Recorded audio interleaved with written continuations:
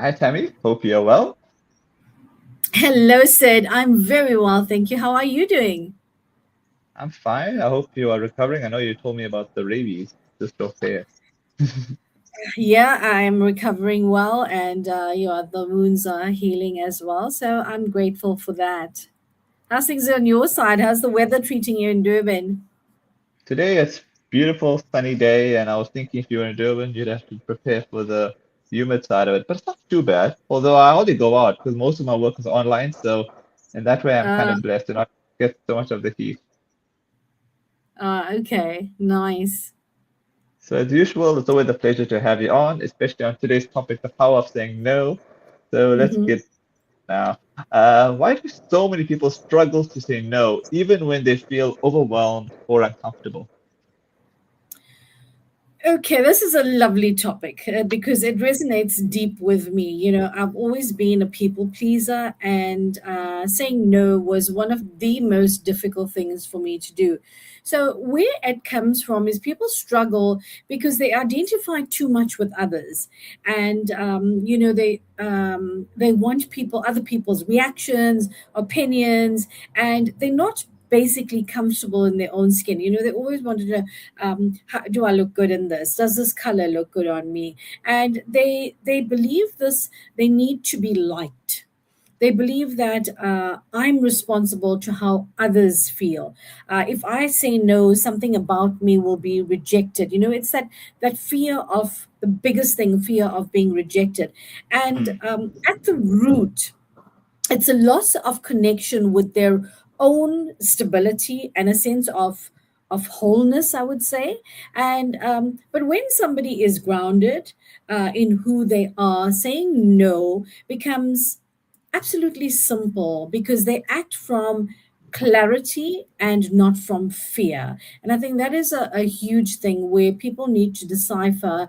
Like if you're buying a fancy car now, who are you impressing? You're not Hmm. impressing the rich. You're impressing the people that are less than you. Why do you have to do it? For me, I was actually having the same conversation with my son.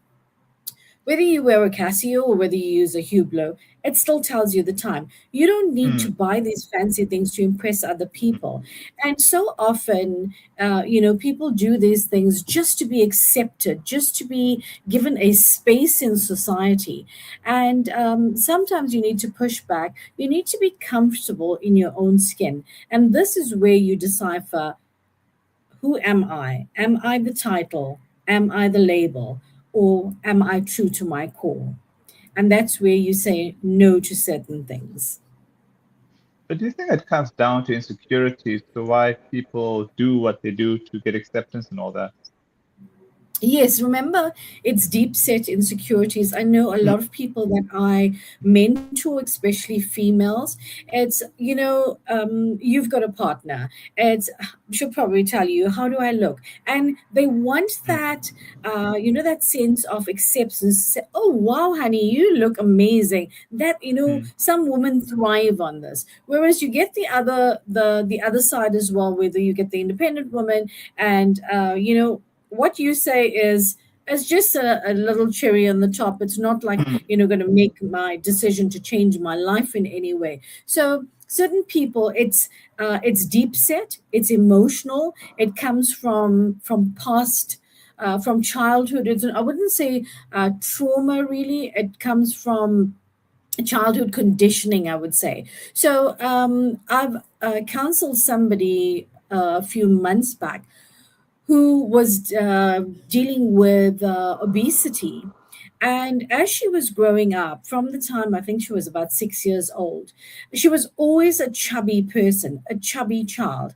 And she was always picked upon, but yet the parents always just stuffed food, whatever she wanted, whatever sweets and stuff, they just stuffed her with food all the time. And now she's dealing with these demons where she can't shed off that weight. But dealing with your emotional insecurities and you need to change that narrative. You need to go back in time and change that to say, am I this? Remember, with the Vedantic principles, the Vedantic rules, we learn about the body, mind, and intellect, not the, we call it the BMI, but it's not the index, it's the body, mind, and intellect. So Oh, you learning how to control, well, the intellect is learning how to control the mind and make you more confident and make you more accepting of what is happening around you and seeing things in a drone sort of view where you can pick, choose, and refuse how you feel and not allow situations to tarnish your belief system. it's interesting you said BMI because I was thinking of body mass index. Yeah, we say it's common body mass index, but we it's the body, mind, and the intellect, and that's what we learn in Hmm, Vedanta, which is a beautiful, beautiful study. hmm, awesome. All right, there's a comment question here for you already from Reshton. Hi, Tammy. By saying no, sometimes break friendship or family ties. How does one work around that? Is it ego being called out? Thank you, Resh, for the question. So, by saying no, you don't have to worry about your breaking friendships or breaking boundaries because if you are deep set rooted in your belief system, nothing or nobody should ride all over you, and you shouldn't have the guilt factor of saying no. The As I mentioned in the previous question, is you're trying to be a people pleaser all the time, and certain times when you actually stop and you step back and you say, okay, this is enough, this is not me, when you start learning to identify with who your true core is, if you're true to yourself, those things don't matter, and the people around you will understand that, hey, you know what, we stop taking advantage of this person, and they will come round again, and they will understand that, you know what, you are working from your secure space, you are building, it's not so much of building boundaries, but you setting your principles straight and you letting people know that they cannot ride all over you. Awesome. All right, I think you've kind of got me to my next question. How is our ability to set boundaries connected to our sense of self-worth? So, your ability, I would say, is a direct reflection of how you believe you matter. When your self worth is low, you tend Hmm. to overextend, to earn approval, to seek that, that yes, or you beautiful, or you this, you that. You tolerate the discomfort. To avoid the rejection, and sometimes even you wear something that you're totally uncomfortable with, but just to avoid the rejection, you're doing things that don't really resonate with you, and you say yes to feel valued, Hmm. and when your self-worth is high, or I would say at a healthy level, then you recognize that your time, your Hmm. emotions are valued, your energy is valued, and you give yourself, I wouldn't say you give yourself a price, you would give yourself value. And you don't need the external validation when you are at a healthy state. And whether you tell me I look fat in that dress, or that color doesn't suit me, that's your choice. It doesn't, it's like, you brush it off the shoulder. Those things shouldn't be deep set and resonate where it's giving you sleepless nights, and you're worried, how can this person say that to me? And you're seeking that validation all the time. But when you have a healthy self-worth, these things really don't matter, and you can say no without guilt, without abandoning your own belief system. And is to sum it up, I would say the weak boundaries say others matter more than me, and the strong healthy boundaries say I matter, I'm valued, I'm worthy. So it's the difference. Awesome. It looks like me and this lady agree with you. Yes, it's absolutely. I agree when you forced to do something you're not comfortable. Only you cannot say no or afraid of disappointment. Okay, that was from Absolutely. Rick. Awesome. Yes, Westjet, and it's that is so true. And if you have a strong intellect, the strong intellect far outweighs anything what other people say. The As I mentioned, it's like you don't seek external validation. You're very comfortable in your skin, and that's what we need to teach the youth of today. That's what we need to teach our children, that you matter. You don't need the external validation. If you feel you want to wear a pink pants and a red top, you do it without. Yes, people will criticize you, but it should be, I call it the airport moment. It just goes right over your head. It's you. You need to be comfortable in your own skin at the end of the day. Awesome. What are some common signs that someone is weak or boundaries in personal or professional life?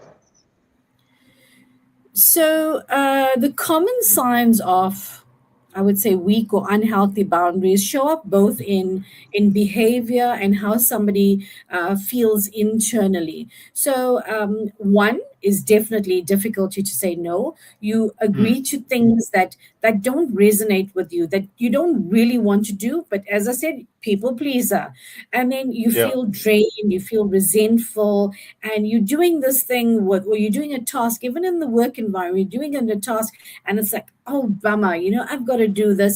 And you're doing it out of the resentment more. The Mhm. second one, definitely people pleasing. You Hmm. prioritize others' needs and wants over your own, and sometimes it comes at a pretty darn expensive expense to yourself. The other thing I would say, guilt is a huge thing. Guilt and for setting limits. It's like when you try to set boundaries, you feel like you're doing something wrong because you're going against the grain. Going against your belief system. And yes, at first it does feel uncomfortable. I always say, like with my clients, I say, when they say you're using your shoes bananas, you put your shoes the opposite way around. It feels uncomfortable at first until you get into that rhythm and say, these are my boundaries. I'm setting my boundaries and I'm sticking to them. And also, don't feel the need of over explaining yourself, over justifying why you're doing this, why you're doing that. You don't need to give reasons. Instead, a simple, clear response. The Some of the times there's a young adult that I'm mentoring at the moment, and she's always seeking a validation, and Oh, she's quite a a sharp-witted person, but she still has this the weak emotional maturity about her, but she's quite tactful when it comes to her responses. So I have taught her how to retaliate with a little bit of sarcasm. The oh, sarcasm actually builds up, yeah, it builds up that confidence. Like, I know I went through a stage where I was on cortisone medication, and cortisone known to blow you up. You put on weight, oh. and people will say, "Oh my God, have you put on weight?" Or things are looking healthy in Dubai. You're eating a lot, and I had two choices. I could curl up into a ball and say, "Oh, I'm fat," or continue eating and be very unhealthy. Or my response was, "Thank you for noticing. I've got such a large personality; it cannot fit in a small body." So the sarcastic remarks, where it doesn't really affect you, it doesn't bring you down to say, oh, she said I'm fat, she said this, it's you're Hmm. not seeking that external validation. The other thing is, I know a lot of people struggle with this, is fear of conflict, fear of being targeted, fear of confrontation. And to be honest, avoid most of it. You don't have to indulge in every conversation. If you feel it's not comfortable, don't do it. Just walk away. It's like you talking to a wall. Does a wall respond? You don't need to respond to everything. Know when you need to respond. Know where and when your energy is needed. Also, I would say the other thing is taking on too much responsibility, where you're feeling Mm, too responsible for others' emotions, for other problems, for other outcomes. Just let it go. It's too much of baggage for you to carry. Put it down and walk on. People also have resentment and burnout, where they give too much. Then they feel, they're feeling unappreciated, they're feeling exhausted and frustrated, and it brings them down to burnout. The Also, when you tolerate disrespect or discomfort. There's only so much that you can pack and pack and pack. Eventually, it gets to you and it becomes like this bottleneck, and it becomes this huge explosion. And some of the times it actually shows up within the body as dis-ease, as discomfort, migraines. I mm, found a lot of people that suffer with migraines have this, where it's the rejection, it's the fear of not fitting in. And I know in a work environment, in a corporate field, I would say work, not really corporate, but work in general, where you have the little blurred lines of your roles, where you struggle to take on extra tasks. You feel, I know this is something that I've had in my team when I was in corporate, where the your cultural values come into play. And I had a black gentleman who was older than me that would just not do what I told him to do. And according to his cultural rules, he wasn't supposed to take lead or take advice from a younger female person. So I had to call him aside and I had to give him a talk that, yes, outside the office, I'm a different person. We are a different relationship. Inside the office, it's boss and subordinate, and it's the task. I'm not the person. I'm the manager giving you the task to, to fulfill. And that's what I want from you. I'm not looking at your personal background. Until I gave him that explanation, we had a smooth running relationship. So, in short, I would say weak boundaries often look like a constant. In South Africa, they say the yabas, and on the outside, it's quite frustrating, and you basically need to know what your boundaries are, where to say no. And I would say, if even in a work situation, ask questions if you are uncomfortable with the situation, if you're not sure of what the project or the plan or what you're supposed to do. Ask questions, and it alleviates so much of frustration, so much of back and forth, so much of double tasking, and so much of time. true. How can someone start setting boundaries without feeling guilty or fearing rejection? So, the first step, I would say, understand, is it guilt? Is it fear? It doesn't mean that you are doing something wrong and Yeah. they doing something new. What you should do is shift the mindset. So it's Mm, not that you rejecting people, you choosing what you can genuinely give. A clear no is more than a honest resentful, maybe, okay, yes, that kind of thing, where, as I mentioned, I always mention this, being a people pleaser. Stop it. You mm, don't need to do that. I would say take small baby steps. Be conscious and be aware of how you retaliate, how you respond to certain things. And what I did, to sometimes you're not aware of things that you say, things that you do. So the one time in the office, I had my phone there and I recorded myself for like about 4 hours, seeing how I respond to people, what the and genuinely everybody, because my desk was the very first desk, everybody that came past would stop, would greet me, and it was such a disturbance.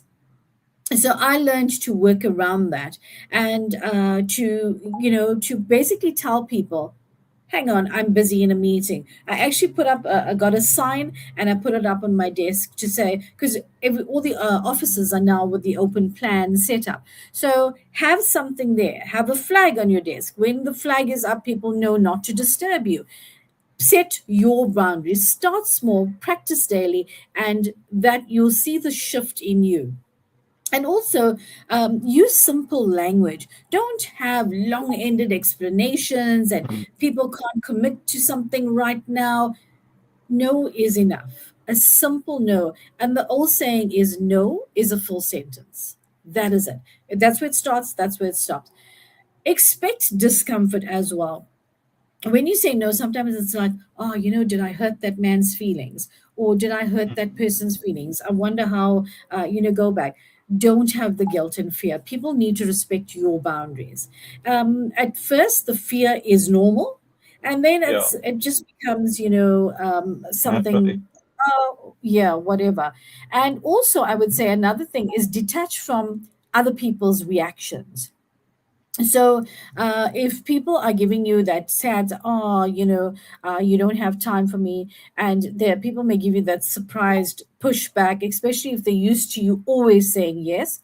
That's an adjustment. It's not failure. Don't see it as failure, see it as an adjustment. And every time you do that and you don't feel bad, pat yourself on the shoulder and say well done, and you will see the pattern changing, and you will see people are taking less of an advantage for you. And I would strongly, strongly say, anchor yourself in self respect, demand self respect. Do not let people, tramp down your boundaries, tramp down your walls, and remind yourself that you are protecting your time, your energy. It's not being selfish. I know there was one time in my life where everybody was out smoking and they would make decisions there. The one time there was nobody in the office and I was the only one there. My Oh, manager phones me and she says, "Where are you?" And I said, "I'm at the office. Where are you?" She says, "Well, we at certain hotel in Santon. We're having a beer." And this is so I said, "Well, I'm not a smoker, and the decision was made during the smoke break."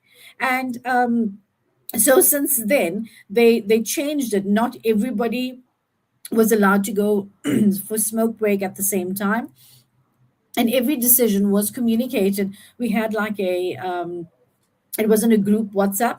It was I forget the name of it, but it was something on the I think it was HubSpot, where everybody gets the message as to what is going on, and you put it into your diary as well. So you're basically standing up for yourself, and in essence you stop feeling guilty after you set the boundaries, not before. awesome. What role do past experiences or upbringing play in shaping our people-pleasing tendencies? I would say a very significant one. People pleasing, it's often learned. It's not something innate. It's definitely not something innate. Some people say, "Oh, my mother was like this, and I do that." I'm guilty of that, by the way. My Oh, mother would. She had this thing that she would never go to any function. If you invite her for dinner, if you invite her to your house, she would never go empty-handed. And this is something that I learned from my mother. And so you can unlearn and relearn things. So early experiences teach us what we must do to feel safe, to feel loved, accepted. Those patterns and ways of life actually carry us into our childhood. So I would say it's conditional approval. Like if you love or praise was given only when you were good and helpful, then you learn to accept that as the norm, and then you become the people pleaser. So every time, oh, she brought me this, oh, she's so sweet, she did this for me. So you are accepting, you are that people pleaser, you accepting that good feedback, and this is what you thrive on. When you can stand up for yourself without doing those things, then okay, I have learned something. I've stepped into a new version of myself. The other thing is avoiding conflict at home. Growing up in a tense and unpredictable environment can train you to keep the peace at all costs. You, even if something is troubling you, you don't speak out, you keep the peace, even if it means silencing yourself. So I would say communication is key. Don't hold back. Don't hold back Mm. to how your true feelings are. And the other thing as well, I would say, is over responsibility. If you had to care for others emotionally, like a parent or a younger sibling, you may believe that you are responsible for that person now. Who says that? Who wrote that book? You can change that. Also, with that comes fear of rejection, abandonment. It's like, oh, if I say no to my sibling now, they're going to abandon me. Mm. It's like past experiences of being dismissed or criticized, or that feeling of being unsafe. So it's, I would say, it's almost like a default that you create for yourself as to how you make that situation make you feel. And a big thing is lack of boundaries. So if you never saw healthy boundaries when you were growing up, you were not shown how to set them. You were not shown how to overcome, or to how to overgive. So those are the deep set. It's the lacking of those boundaries. And what helped you previously actually is the stuff that is making you be stuck at the moment. So you need to look at those kind of things. So you need to, as I say, you need to unlearn and relearn. Unlearn those things that kept you trapped, and relearn how to set your boundaries and stop being a people pleaser. Adapt from that way of thinking. So it's basically a person doing self-corrections, but for their Absolutely. self bet. Yeah. All And right. remember, it doesn't come as a switch where it's like, Cool. I can do it overnight. Mm-hmm. It's a gradual process where you have to become, as I mentioned, the awareness is so important. It's that awareness, and as soon as you have that awareness, it's that shift that you say, okay, I'm here, I'm being a people pleaser, I need to change this now. So it's that awareness that you need to be aware of. Lastly, what practical steps can someone take to confidently say no while still maintaining healthy relationships? Ooh, okay.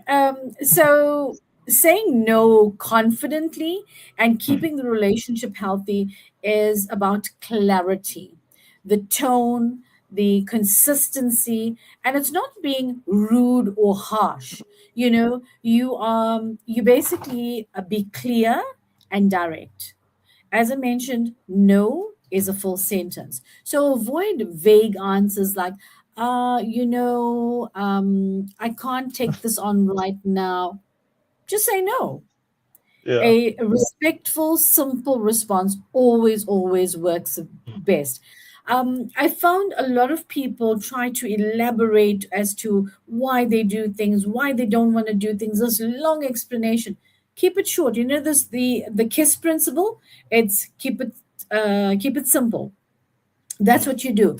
Don't over explain things, and use warm tones. Mm-hmm. Kindness matters, and it's kindness doesn't mean you're allowing people to ride over you. You're being Yeah. firm, but you're being kind. You're not being cold, and people really will appreciate you in this way. And offer an if you're still feeling like uncomfortable, offer an alternative. So Mm. if it genuinely feels like it's not out of guilt, you can say, I can't help you this week, but I'm available next week. Maybe check in again with me, in a very a simple tone. Not, oh, no, no, I can't help you. See the different tone. So Yeah. Yeah. maybe not this week, maybe next week. And by that time, the people respect, okay, it's your time. In that time, they would have realized that, okay, I can do this myself. And it happens so often in the work environment. Yeah. And a big key, I would say, do not apologize for your limits. Don't say, oh, I'm so sorry. I've got this thing here, and this is a brief sorry is fine. You don't need to explain. Don't overextend yourself. Hold yourself steady and don't let people ride over your boundaries. You can repeat it in a calm manner, and you can say, I understand, but I'm not able to. Saying no, I understand, but I'm not able to. A simple thing like that, where you want to, I found this, especially when it's a senior person, instead of being like abrupt, you feel, okay, I'm saying no is like being abrupt. So, Yeah. I'm sorry, I understand where you're coming from, but I'm not able to. A simple change of tone. Be cautious, be aware of your tone, how you come across to others, where people, you feel you don't want to hurt people's feelings. Practice how you say no. Practice the I would say it's not negative, but practice your Yeah. Yeah. boundaries setting. And the confidence comes from repetition. The more you do it, the more natural it feels. It doesn't feel like, oh, I'm so uncomfortable by saying this. And the key mindset shift is healthy relationships don't require you to say yes all the time. They Mm. respect you more when your yes and no are both real. So even when you're saying, yes, I probably can help you, maybe next week. How's next week Thursday for you? Or Mm. no, I'm quite busy at this time. How about next week? You see the difference. Mm. You setting your own boundaries, and the more you practice this, the more Mm. brilliant you become. You become a master at this. So it's more about the person having self-respect for himself, but also for the other person, but not being too abrupt and all that sort of stuff. Absolutely, absolutely. So it's your tone of voice. It's the way you articulate yourself as well, which is key. And you will notice that people will not step over your boundaries when you Mm. come across in that confident manner. Your Mm. confidence is key. Awesome. As usual, thanks so much for your time, Tammy, and I'll see you next week. Absolutely. Love and light to all the listeners and viewers. We'll see you next week.